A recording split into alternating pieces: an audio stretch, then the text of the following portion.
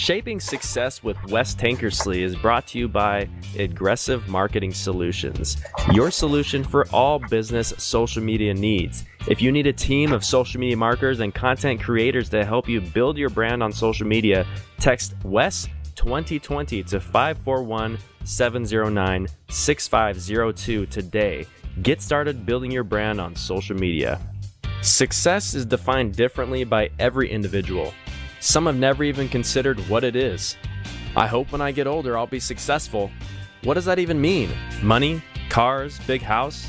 On this show, we strive to look at it a little deeper, learning from successful individuals on what they believe success really is and how to obtain it. Everybody, enjoy the show. This is Shaping Success with Wes Tankersley.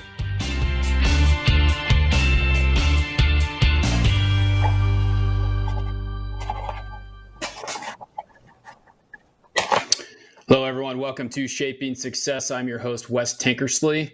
Today is episode 23. My guest is Mark Simo. Mark was introduced to me by our local TrustMe Vodka rep, which we'll talk about in a little bit, Sonny Bass. You may know Mark from many of the brands he's been a part of. These include No Fear, Bad Boy Club, Spy, and most recently, TrustMe Vodka. Mark, thank you for taking the time to be on the show. Thanks for having me. Hey, it's great to have you here. I was introduced to TrustMe a couple weeks ago, and we started investing in it. So can you tell us a little bit about yourself? We'll get into TrustMe a little bit later, but can you give us a little bio on yourself, kind of who you are, where you came from, and all that stuff? Sure. I grew up in Chicago.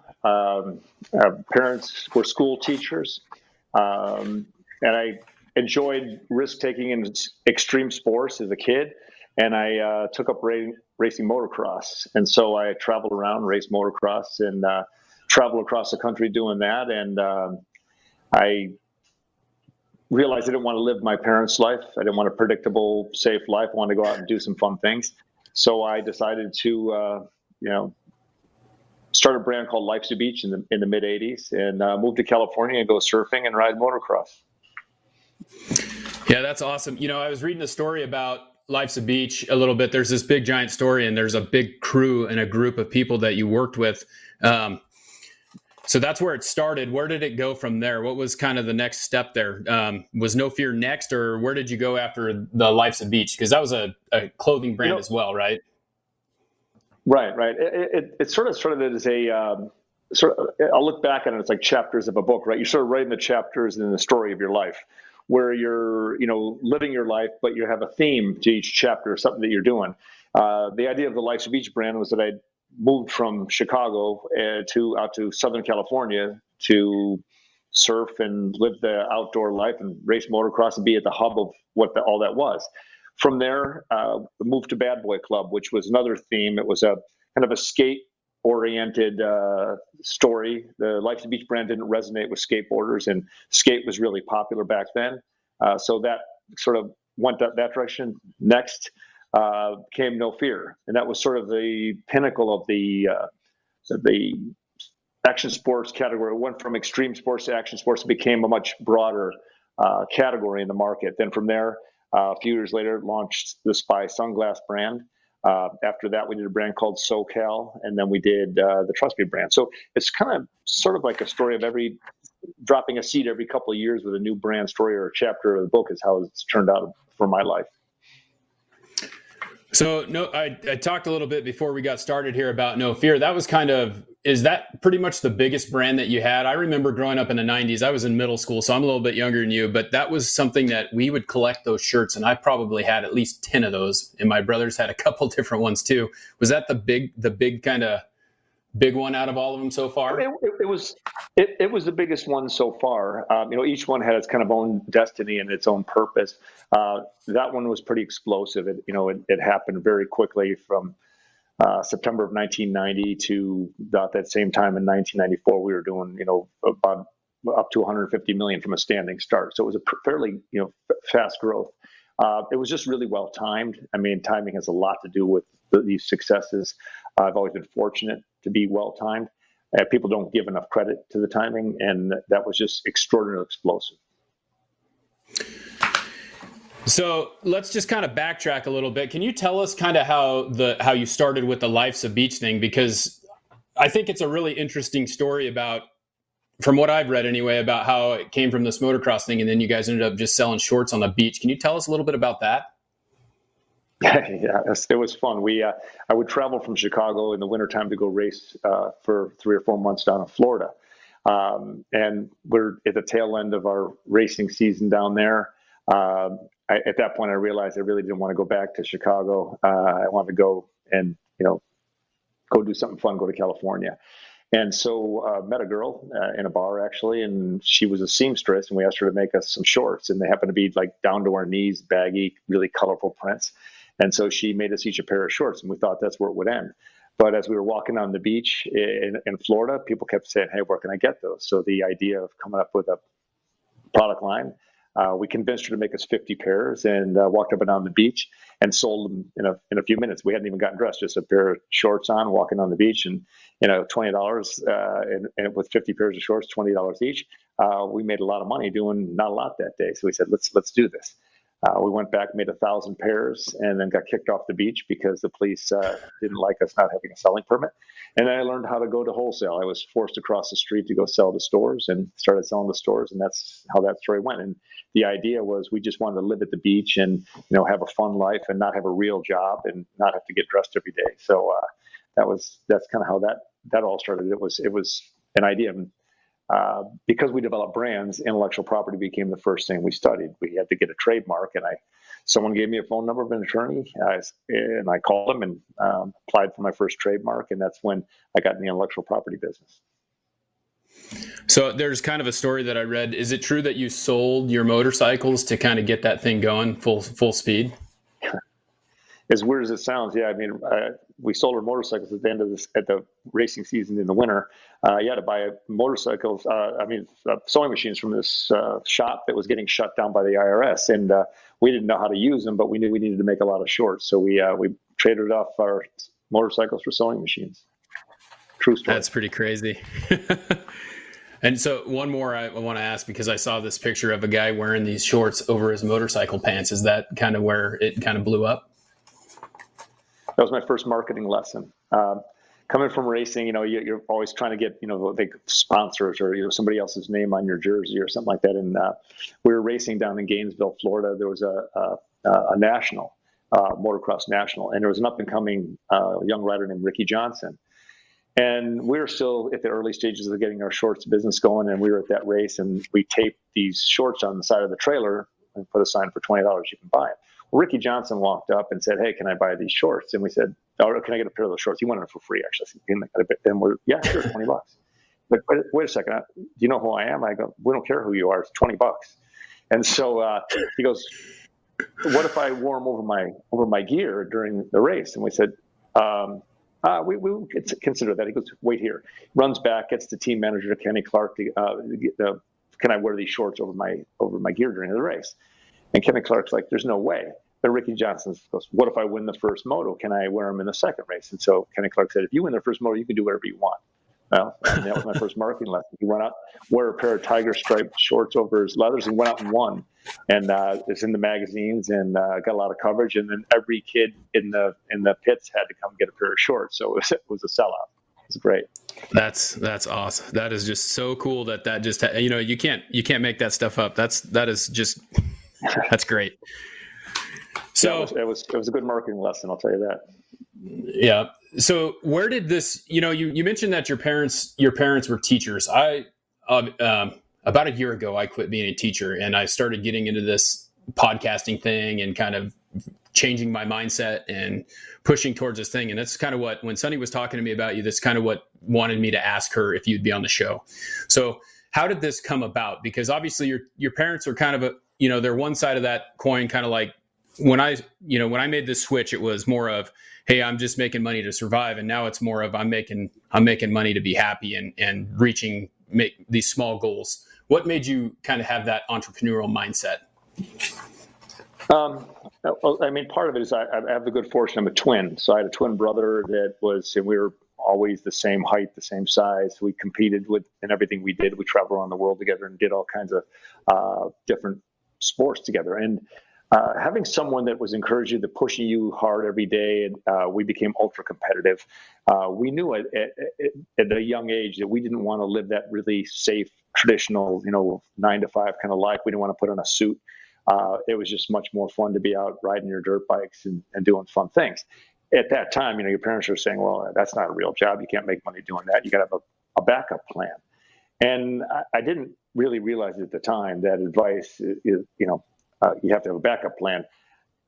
Decided to, start businesses off the side just so we had something to fall back on if something didn't work out. We got hurt or couldn't make a living doing what we were doing, that we had some businesses. But we didn't want businesses that didn't represent the lifestyle we were living. So it became, each one was a chapter and a story about the life we wanted to live. And it really, really gave us the opportunity to do exactly that, to do what you suggest. Get up every day and do what you love, and you'll never work a day in your life. And so it's pretty much been that kind of ride for a while now for you. It's never stopped. I feel the same way every day.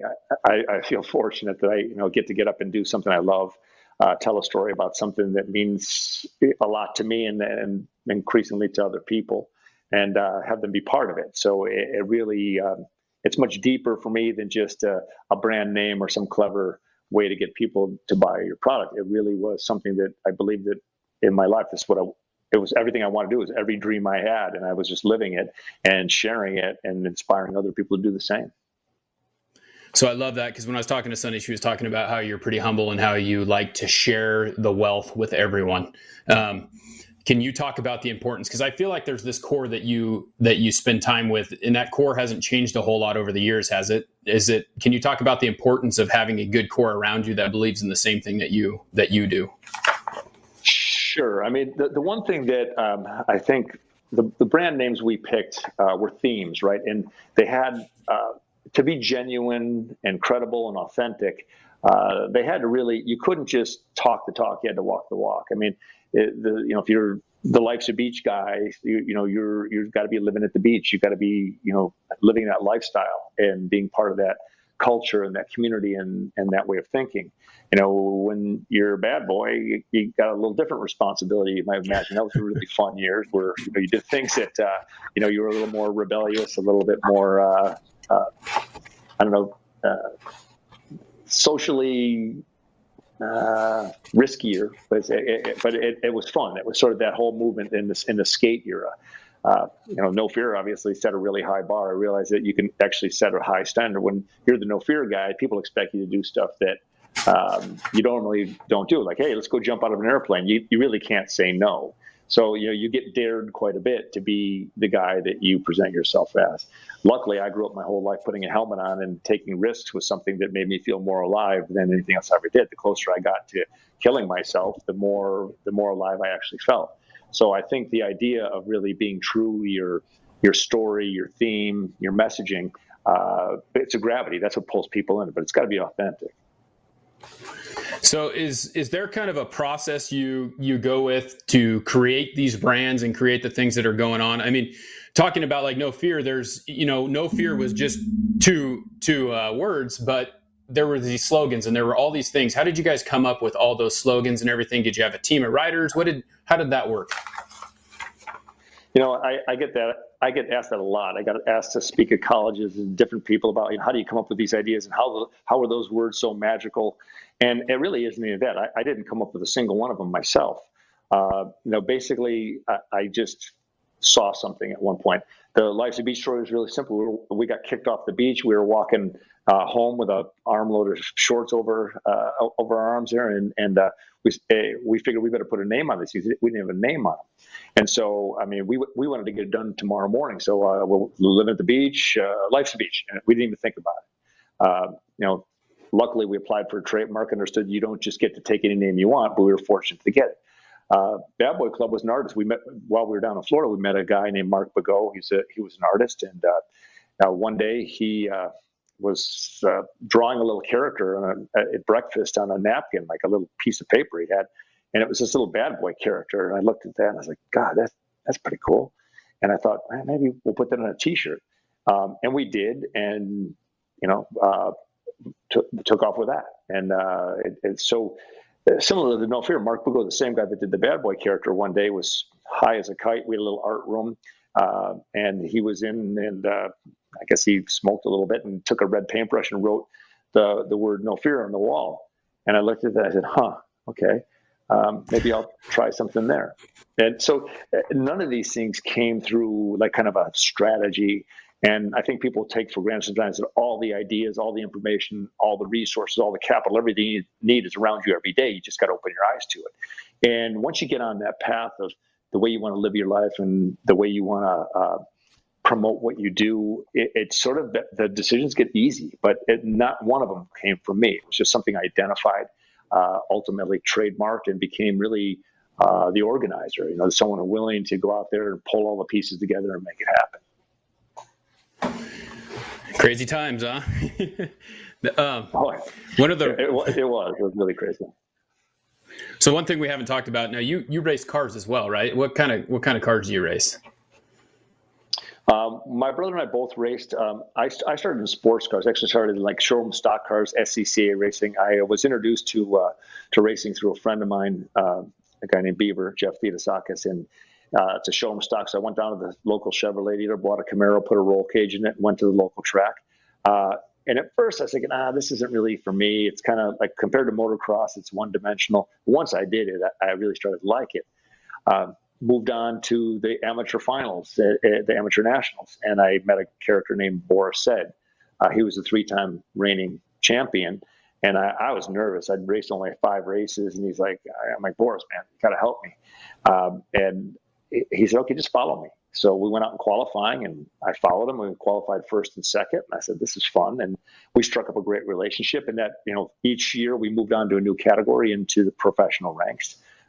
Ended up in the IMSA series, and that evolved because we followed wherever the money was. We ended up in stock car racing too. I ended up in NASCAR in the early years when the truck series started. We were able to get real sponsorship and real money to do those programs. But then Boris had signed a deal with BMW, and he got me a test up in Canada, and I went and did it, and I got the gig to drive for BMW. And won a championship for them in 1998, and stayed there for 2 years. And then moved on to the exotic prototype cars. I wanted to go race Le Mans style cars. While my brother stayed in the Trans Am series, a place Boris frequented. So did a stint in stock cars and sports cars, but primarily my background is road racing and exotic sports cars. So are we missing anything? We've got surfing, we've got motocross, and we've got race cars. What else? Anything else? Is that pretty much it?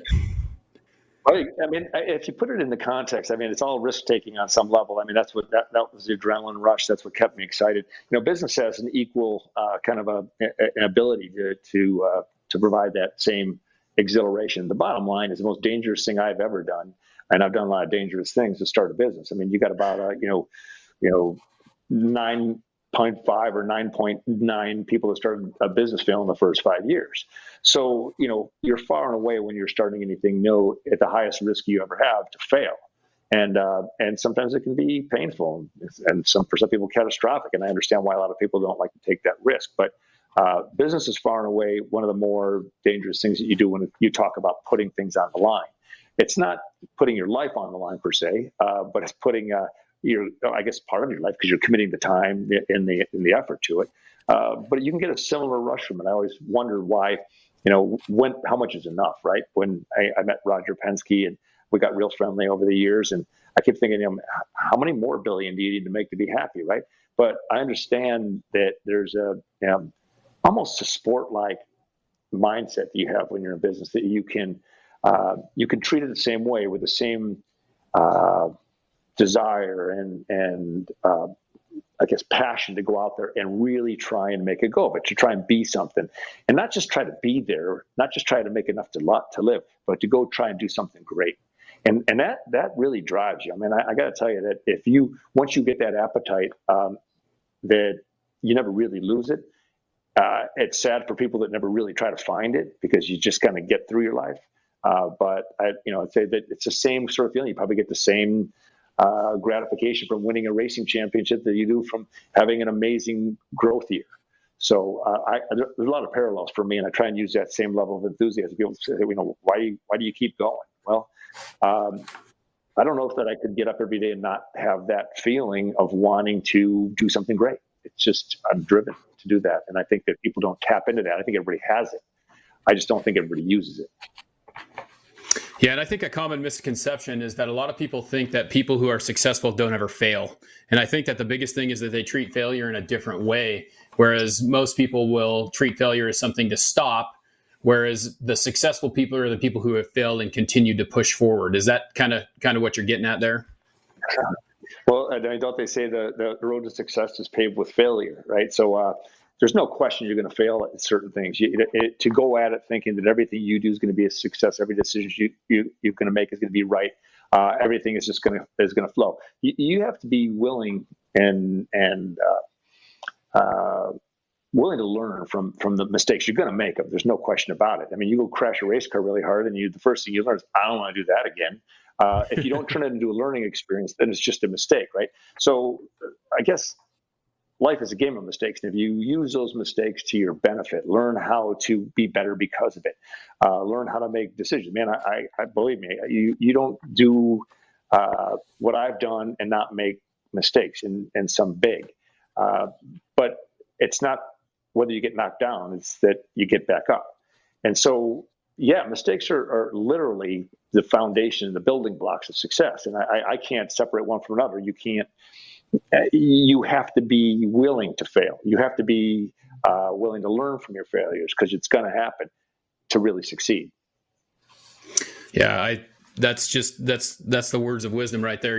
I think that the best way I've ever heard it is to think of failure as a green light instead of a red light, which most people think it's a red light. So let's talk about TrustMe, because this is the newest endeavor right here, right? TrustMe. How long has TrustMe been around? We launched in April of 2017.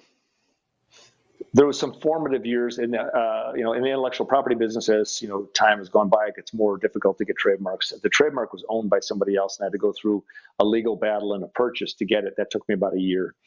So we started a bit earlier in terms of the idea. It was presented to me by a gentleman named Mitchell Bailey. He said, I got this idea for this brand. I'm like, what is it? Trust me. I'm like, okay, I trust you. What is it? He goes, no, that's the idea. Trust me. And I said, okay, tell me the story. And it was, the timing wise, was pretty interesting. But, the world's changed a lot, and the business cases have changed. And you have to evolve. There's no question about it. Whether you're racing or in business, it's going to change, and it's going to change faster every year now, almost exponentially. The rate of change is probably the thing that people don't take into account. It probably will have the most significant effect on success or failure than anything, because the rate of change is so quick. But Mitchell's story was really interesting, because I started looking at how the world was changing. Big businesses with large, overheads and facilities, and the way the media worked, from more traditional advertising, promotions, and celebrity endorsements to, social media in the digital realm, wholesale shifts in the business. And I felt like I was getting obsolete. And but he told me the story about, people don't have a tremendous amount of trust for the government or big business or the media these days. So what's left? I mean, it's your friends and family. So who do you trust? You trust your friends and family. So the idea then was to create a marketing strategy that would use sort of peer-to-peer and person-to-person communications to create the opportunity. So we started thinking about things like crowdsourcing and how you can generate a lot of opportunity and ability through that, including capital, so that you can create a brand. Now, this is a big battle. This is the biggest fight I've ever gotten into, because you're dealing with multi-billion-dollar companies that have been established for over 100 years. So you're talking about big players that are entrenched in the business, that really have more resources than you'll ever have to go compete. Yet I still wanted to go fight the fight. I looked at the categories in the business. I looked at a broad spectrum. I had this name, but I didn't know what I was going to put it on. And I went down to Southern Wine and Spirits down in Miami, and I met COO Brad Vassar and Rudy Ruiz, a brand manager, and they're pretty candid that you don't just get to come in this business; it's established. And but as I looked around, I realized this is one of the few industries that hasn't been disrupted yet. and looking at the different business models, the Teslas, the Ubers, the Airbnbs, the Robinhoods, all these little disruptive companies creating these massively huge valuations and never making money. I started thinking, okay, the business model's got to be different. So we decided that we could create a brand by using sort of a crowdsourcing strategy where you could have less capital deployed but have more people. So we set a goal of getting to 20,000 people and having the largest marketing department on earth of passionate, committed, involved people. And then we created a delivery mechanism that basically mimics Uber. We didn't have to reinvent that. And we're trying to use sort of, a lot of the digital tools that are available to go into the market and create a really, really flat, really flexible, really fast business model that can go out and outrun the competition, and hope that by interrupting the case sales for these big distributors, that you'll force an acquisition. And so the company's monetized nicely. So it wasn't alcohol that got me into the business. It was the idea that there was a category of business that you could make a product that would sit on the shelf for 100 years and never go bad. It's in an industry that's absolutely ripe to be disrupted. And, a story that gave a marketing platform that no matter how much money you had, you couldn't buy, by using these 20,000, passionate, committed people. I mean, I ended up here speaking with you today because of it. And this is how serendipitous this is. It's just, you're using the universe to build your brand instead of your back, or instead of all your capital. And I feel like we're finally in sync with, the forward-thinking, market makers today. They're going to build architect businesses that can compete and start taking down some of these behemoths that are just really obsolete and just don't know it yet. Yeah, and it's crazy because I love the way that it's set up, because it is kind of a team thing. When I found out about it, it's an interesting story, because right across the street from my house, there's a storage facility that the people who run that actually talked to my dad, and then my dad ended up buying some, and then my little brother bought some, and then we bought some shares, and we just continue to do it. And I've looked at it as a really good investment, because when it's all said and done, we're going to have quite a bit of something left from it. So can you talk a little bit about how you market it? Because you said that one of the big things is that it is word of mouth, and that's really how I heard about it. There's more to it though, because we've got these artist bottles and they're collectible, and there's lots of different things that make it so inviting to want to be part of it. Well, I think I advise anybody that wants to get into a business to something that, any complex thing can be broken down. So we just sort of looked at the different bigger problems that we had, the delivery mechanism to have no trucks, no cars, no forklifts, no warehouse, but move a heavy liquid. And we created a system to do that. And it wasn't rocket science. It was just looking at other businesses that do it. A marketing strategy to go out and create not only the capital, but the voice out in the marketplace, and then be able to lever that into something. And it really has become bigger than expected, because we eliminated instead of built. I think the mindset is it's sort of deconstruction, not construction of a business. People say, I'm going to go build a business. And I'm going to say, I'm just going to deconstruct it. I'm going to take it apart. I'm going to eliminate things. It's almost like Uber. We're going to have a massively big transportation company, perhaps the biggest in the world, but we're not going to have any cars, any drivers. I'm just going to run it on an app, and we're not going to have to deal with flat tires. And it's that kind of thinking is just different. And this is sort of similar to that you're using things that people would consider obsolete. They think, oh, everything's going to be built on social media. I actually was one of those people believing that for a moment, but I think you can enhance your business with social media, but you still have to be in the people business. If you're in a brand, you have to connect with people on a personal and intellectual level. You have to invite them into the story, whether you're letting them invest or whether you're trying to sell them a product. But you really got to connect with people, and maybe more now than ever in history. I feel really well timed. I mean, the world's not very trusting of so many things, and we're trying to own the idea that you trust your friends and your family, and that's who's going to tell you about this. We eliminated resistance by making the price so low that anybody could get in, and by sharing the product, it created an effect. It's a very social product, and so we're just basically using, as weird as it sounds, the universe to help create the market opportunity, letting people just share something that they have fun with. They don't have a lot of risk, but they enjoy talking about it, and they're really genuinely part of it. Now, in order to be, this is I thought the no fear bar was high in terms of what you had to stand for. The Trust Me bar is way higher. Think of that. The name Trust Me as a brand. The first thing that it begs is to find a reason why you can't be trusted. So by elimination, by deconstruction, not talking to the audience as a company, but letting people talk about the project, talk about the product, talk about the principles of what this is, makes it real. If we try to turn this into a company discussion, then we would be degrading the opportunity because you couldn't really be trusted. You'd have an agenda. We decentralized the ownership. It couldn't be trusted if there was one person or one entity or one institution that had an effect on the end game. So we decentralized, like Bitcoin to an extent. There's a good example there where it's owned by everybody, not by somebody. So we made it a community-built project. So everybody in the community gets to share. We decided that if some people had to vote and some didn't, we made every share of stock a voting stock. It's all common. There's no preferred. And then I ran into a hedge fund investor, didn't know who he was, and I told him the story, and it's a great story. It's probably too long to get into, but he invited me down to his home in La Jolla and said, let's whiteboard this thing, and helped us devise a financial strategy to really make this thing go. But he asked me for one thing. He asked me to commit. Let's only sell 1 million shares of stock, because if this is true, then your story about everybody's involved and everybody's participating, then you have to walk that talk all the way through. Once we did that, it really changed how I felt. Now I know that there is no possibility that anybody could say that you can't be trusted, because we don't talk as a company. We talk as individuals in a community of people that take care of each other. And I think the world needs a lot of that. And it's becoming, based on the environment, if you take this year, for example, probably more relevant than not. I've always been fortunate with the timing, but I really feel that, community of people that takes care of one another is really what it's supposed to be about. And that's what we've created here. So it's kind of a community involvement.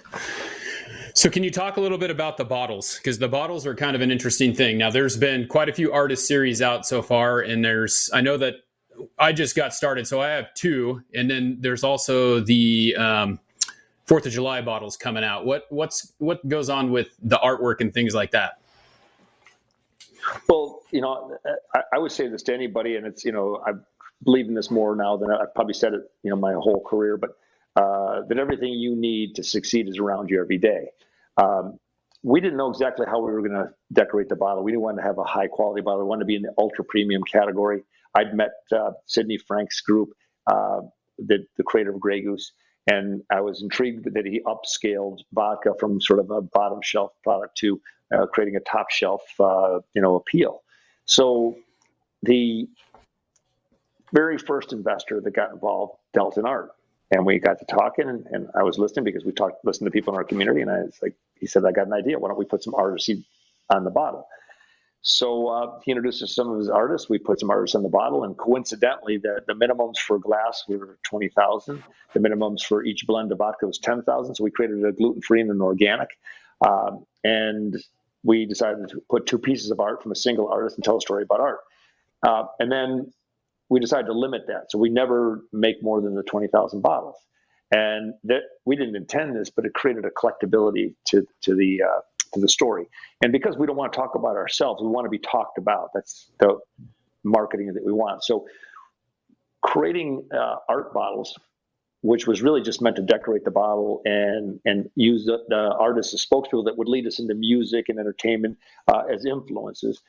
Because it's not a sports drink. I came from sports. So, having alcohol, but musicians and artists and entertainers seem to have a different ability to speak about alcohol than athletes should, as we can't really appeal to people that are under 21.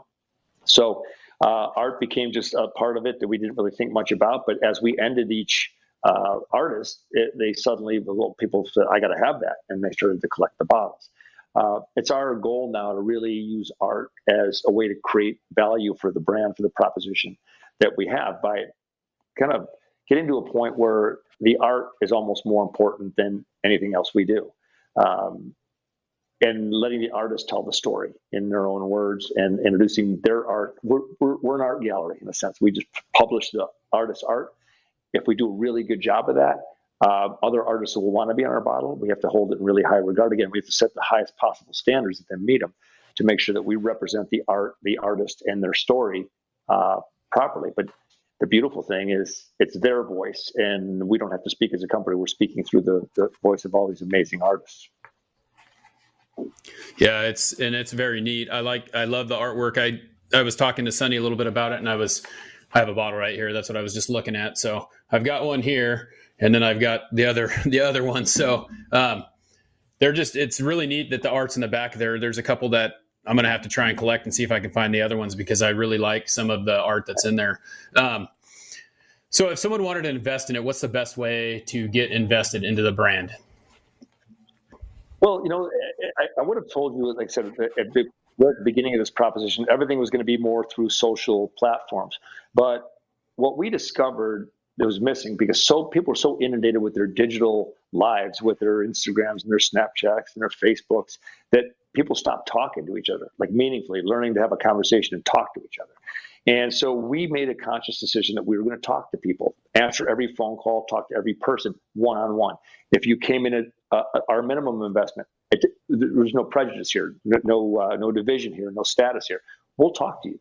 Because what we found was, if you talk to people, literally talk to them, they begin to trust you, they begin to know you, they begin to believe in this proposition, which creates an effect where they'll share that story.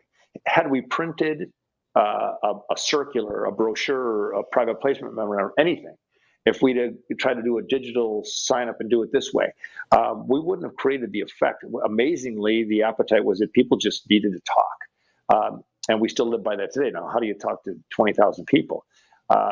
What we found was, again, everything's available, is in our network. You ran into Sani, and Sani talks. And Sani has friends who she's interested in, and they talk. And so the communication, because you're talking to their friends and family, is continuous. It doesn't really end, because they're connected to those people uniquely.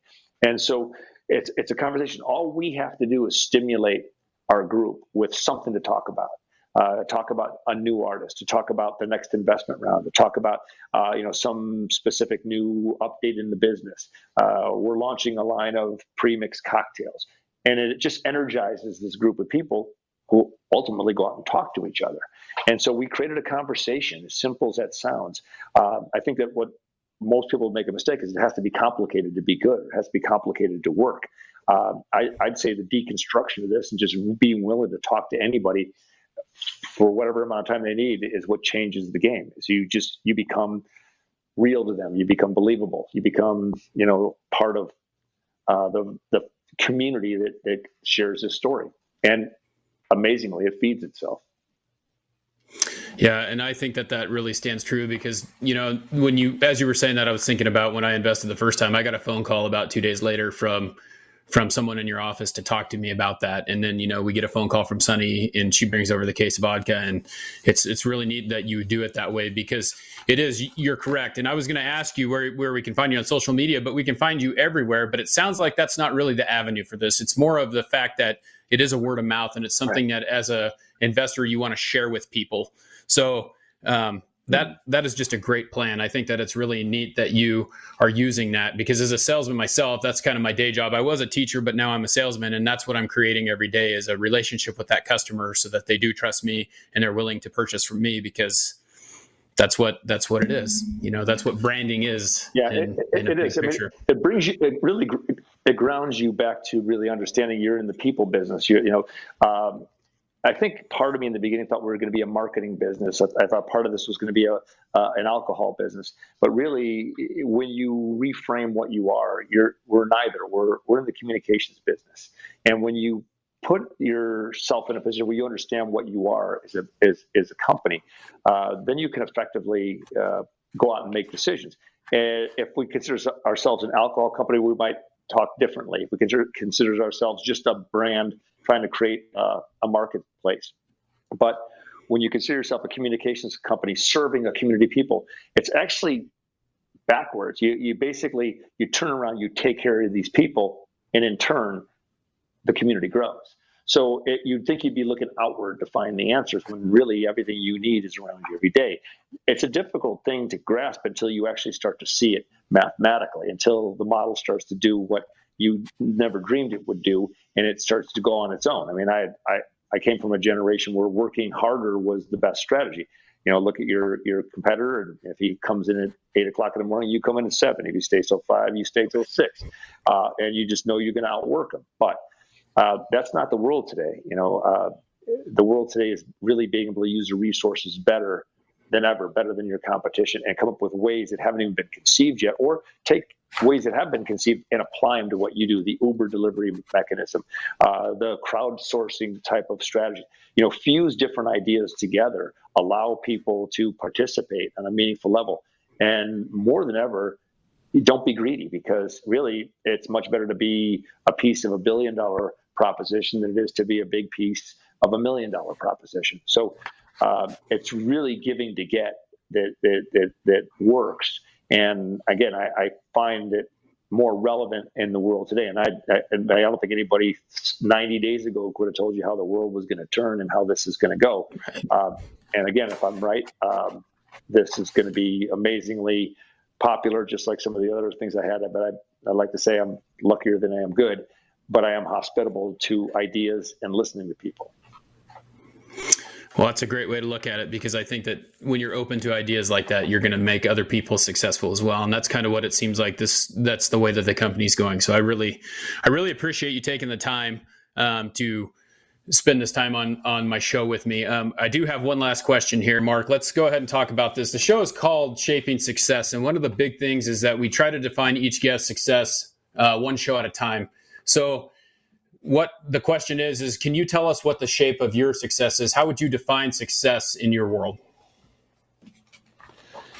Yeah, I think that's one of the best questions you can ask anybody that wants to be successful is, what is your definition of success? Not what is society's definition of success, or, somebody else that you have to have your own. If you're going to, if it's about money, or is it about fame? Is it about popularity? You got to know what it is specifically in order to achieve it.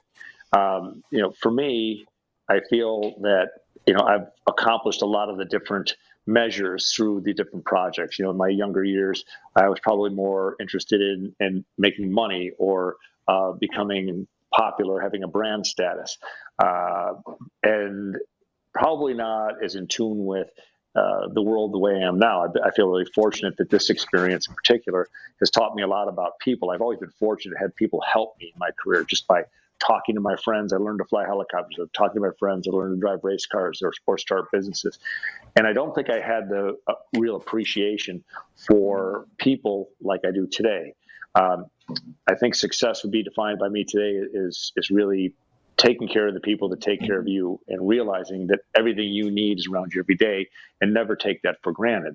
Hold in the highest possible regard, not only how you feel about those people, but how they should feel about you. Bring them along, teach them. If you're not helping other people succeed or get better with your own success, then I think you're not going to ever really have the real satisfaction. And you're doing something right when people go along with you for the journey for a long time. And today, to me, success is, I want all the measures, but most importantly, I want people to feel that we did something good and they got to be part of it. Yeah, and I love that you are basically building people up to make them as successful as well. Well, I want to take the time to say thank you for being on here. I appreciate you working through the power outage and all those things, and I hope that this helps the brand quite a bit.